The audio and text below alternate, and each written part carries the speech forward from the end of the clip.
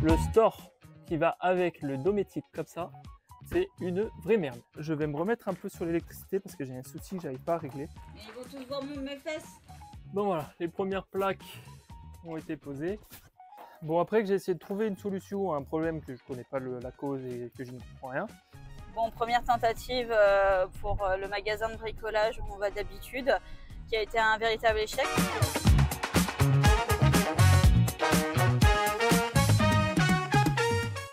Du coup, cette semaine, comme je disais la semaine dernière, on va commencer à regarder, à faire le plafond. Donc, ça, je suis aidé de Linda. Coucou. Ça va être plus simple à deux, parce que tenir les plaques en l'air tout seul, les visser, prendre les cotes et tout, ça va être galère. Donc là, au moins, à deux, ça sera plus simple. Donc, on va commencer par prendre toutes les dimensions du plafond pour aller chercher le bois qu'il nous faut. Et après, on commencera à regarder comment le mettre en place. Je sais que j'ai déjà un bout de contreplaqué à rajouter au niveau de la capucine. Et puis après, il faut que je vois sur toute la partie de là derrière comment faire pour fixer le plafond. Donc, on va s'occuper de tout ça tout de suite. Allez, go.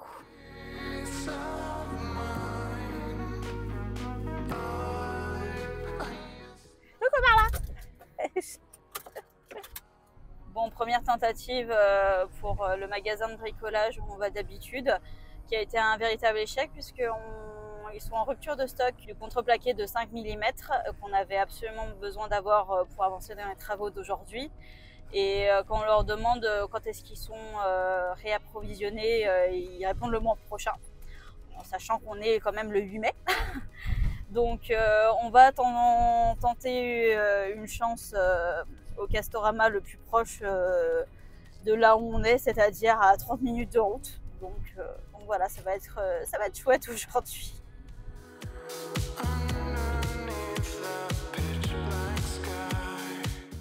Donc pendant que Julien se creuse la tête avec le système électrique, moi mon rôle ça va être de mettre de la lasure sur le contreplaqué qu'on vient d'acheter pour protéger la surface qui sera orientée vers le haut et pour que ça ne soit pas abîmé avec l'humidité, etc. Donc c'est parti.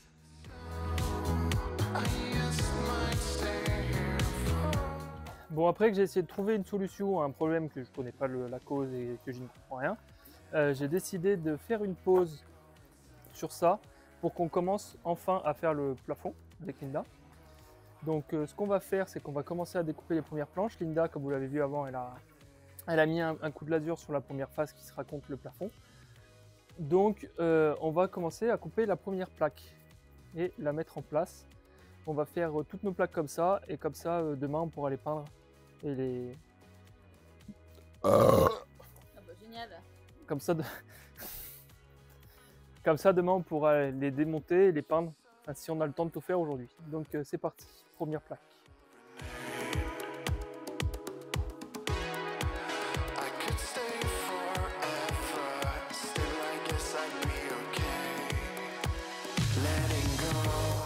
Et ils vont tous voir mes fesses.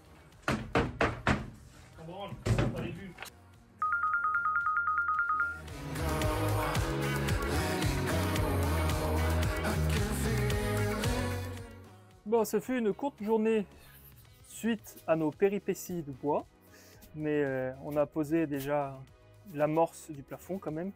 Il y aura plein de choses à faire demain, mais au moins on est déjà bien parti pour avancer plus vite demain. Donc, les plaques sont coupées, elles sont à leur place. Il y aura l'ouverture du lanterneau à faire et rajouter un peu des renforts à certains endroits et à tout peindre. Donc pour aujourd'hui on va s'arrêter là, il est déjà tard, même si on n'a pas fait grand chose, c'est pas grave, demain à fond. De retour sur le chantier aujourd'hui, on va continuer à faire le plafond. On a déjà commencé à retirer des plaques pour que Linda commence à les peindre. Bonjour Marla. Donc elle a commencé la peinture. Et du coup, moi ce que je vais faire, je vais du coup mettre le bout de contreplaqué ici qui nous manque pour prendre appui. Et ensuite, on pourra faire l'ouverture au niveau du lanterneau. Donc comme les autres, pas compliqué, je prépare un bout de contreplaqué, puis après insert fileté et visser.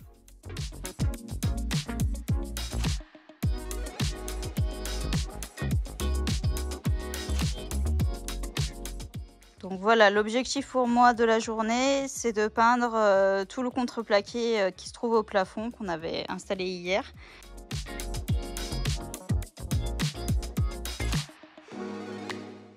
Voilà, le bois qui manquait a été posé. J'en ai chié, mais c'est fait.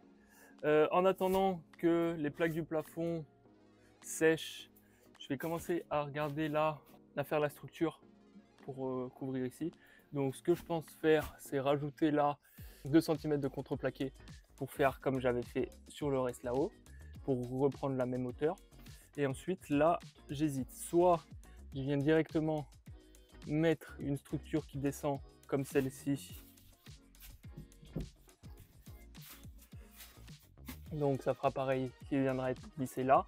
Et après, je viens finir en dessous là, avec de la feutrine qui viendra par-dessus. Et parce que là, il y aura aussi de la feutrine, je pense, à mettre ici après. Parce que là aussi, j'ai un bois à rajouter. Donc je peux peut-être faire ça pour éviter de m'emmerder à rajouter encore un bois ici avec l'angle, parce que là, là, il y a un angle ici. Donc peut-être venir, j'ai un bout là, hop. Donc soit finir comme ça et ensuite finir avec de la feutrine comme ceci. Donc je sais pas, je vais déjà mettre les bois en haut puis on verra après.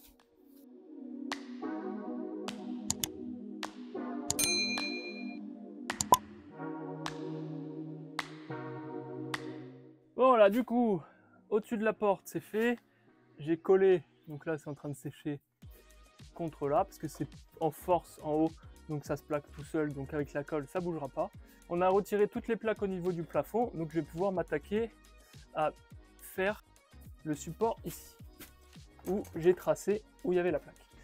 Donc il faut que je rajoute un bois en dessous de ce trait là, et on viendra enfiler le plafond par-dessus. Et ensuite, ce bois là qui me permettra de faire un petit coffret d'équerre pour venir cacher ça. Donc là, je vais m'attaquer à ça.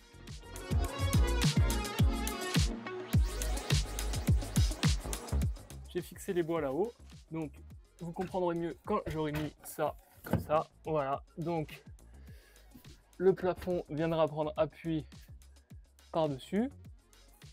Comme ça, il sera calé.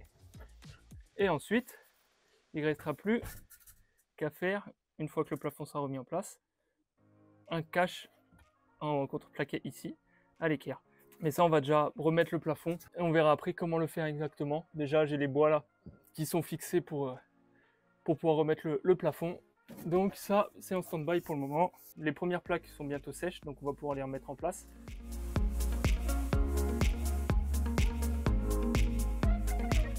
Bon voilà, les premières plaques ont été posées. Donc du coup, tous les trous de vis, il va falloir qu'on les rebouche. Mais ça va pas rester comme ça le plafond, ça sera pas juste un plafond blanc. On va avoir des lattes de bois qui vont traverser tout le long.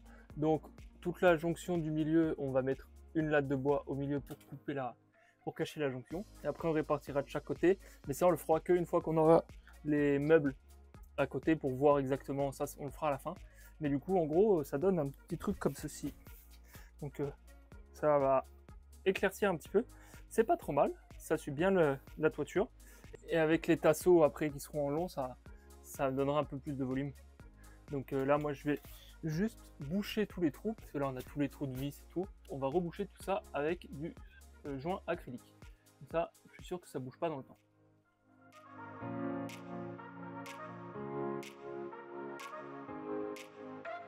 Là ça fait des traces partout, mais c'est de l'acrylique, on mettra un coup de peinture dessus, c'est fait exprès. Donc le temps que ça sèche, que de l'autre côté ce n'est toujours pas sec, il faut que je remette mon cadre là, donc il faut que je regarde comment le faire. Donc je l'avais déjà, je pense qu'il faut juste que je le recoupe en épaisseur pour qu'il vienne bien à fleur là. Voilà, du coup j'ai juste eu besoin de recouper ça en largeur parce que c'était trop large et de désépaissir un petit peu celui-là pour venir remonter un petit peu. Donc là ça va se mettre comme ceci, donc j'aurai une bonne attache pour mon contour de la fenêtre. Bon voilà, on a fini la journée, on a remis toutes les plaques au plafond, il y a des finitions à faire encore. Alors le store qui va avec le dométique comme ça, c'est une vraie merde. Alors là, bon, l'esthétique, ça ferme là et la moustiquaire là. Mais pour mettre ça, je sais pas s'il y en a déjà qui ont eu affaire à cette merde, mais ça tient pas. Donc j'ai été obligé, donc là pour le moment c'est tenu avec 2 vis dégueu comme ça, mais on va mettre des cache-vis après, mais de percer de chaque côté le cache pour que ça tienne, parce que sinon ça se casse la gueule. Donc c'est vraiment un produit pas top, mais bon, on s'adapte. On s'est fait chier à le mettre en place, moi je me suis bien énervé, comme souvent quand ça marche pas comme je veux. Mais voilà, donc c'est fini pour aujourd'hui. On aura toutes les finitions du plafond à faire samedi, et après on passera à autre chose. Mais ça avance, ça change d'avoir un plafond tout blanc. C'est reparti pour une nouvelle journée sur les travaux. On continue le plafond. Donc on a démonté les 2 dernières plaques qu'on avait mis l'autre jour. Linda va finir de faire les dernières couches. En attendant, moi je vais me remettre un peu sur l'électricité parce que j'ai un souci que j'arrive pas à régler. Donc je me suis renseigné un petit peu. Oh là, je me prends tout dans la tête. Je me suis renseigné un petit peu pour essayer de trouver la solution. Donc je vais regarder un peu ça là tout de suite. Et comme ça laisse le temps à Linda de finir la peinture.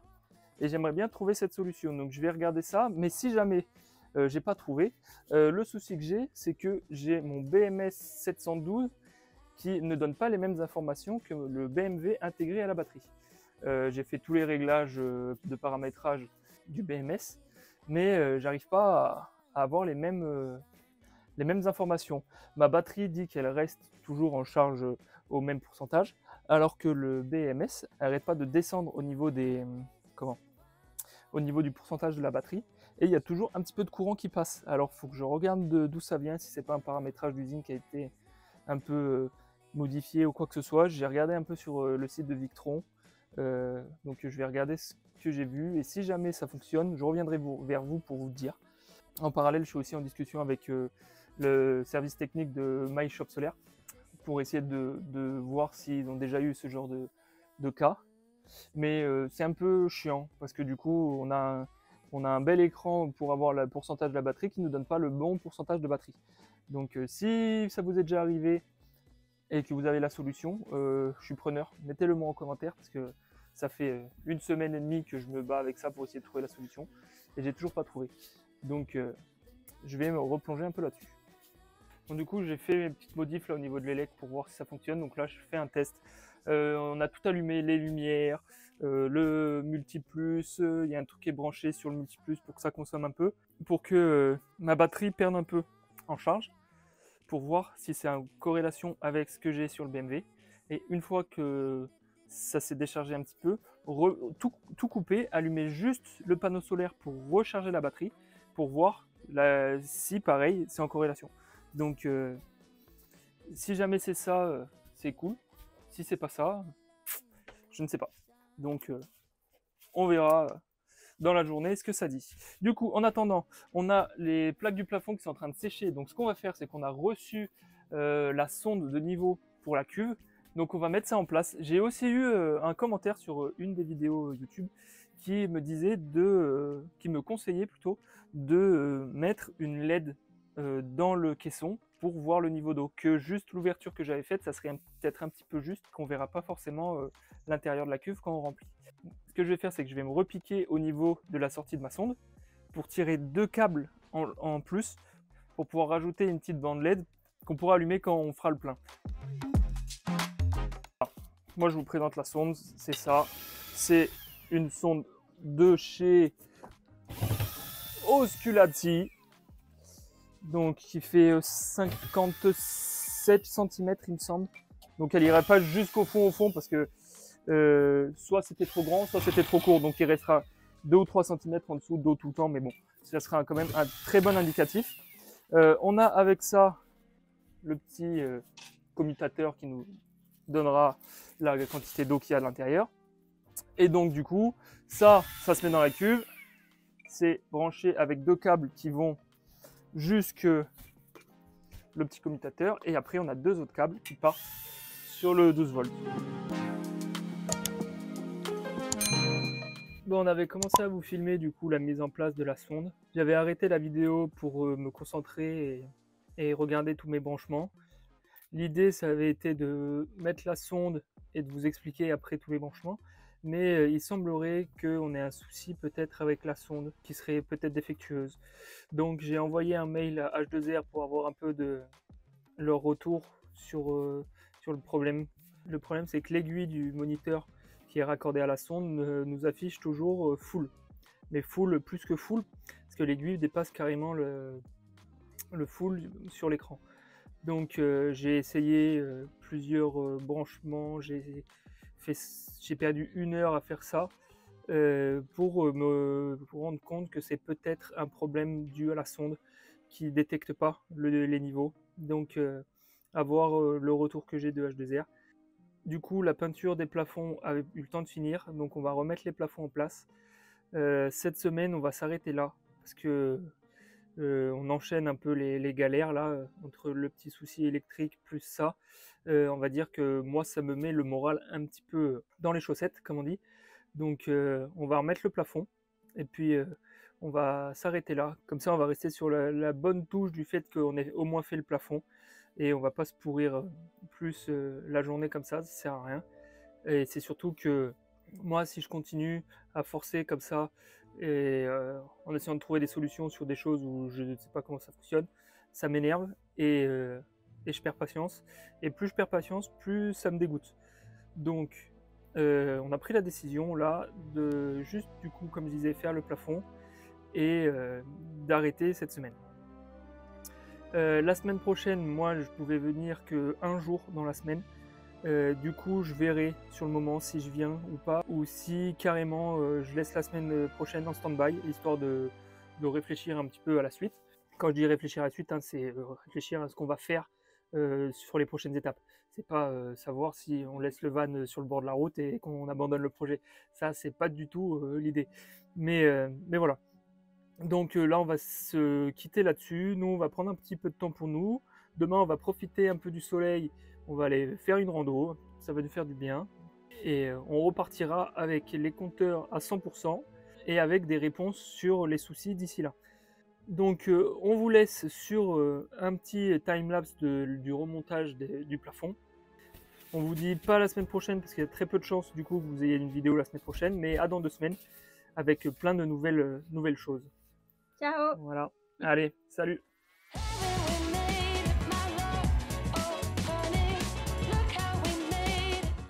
Je sais pas si vous en êtes rendu compte, mais c'est le tout premier vlog où je suis sur toutes les journées. Donc, si jamais vous voulez me revoir encore plus souvent, vous pouvez écrire écureuil en fin de vidéo.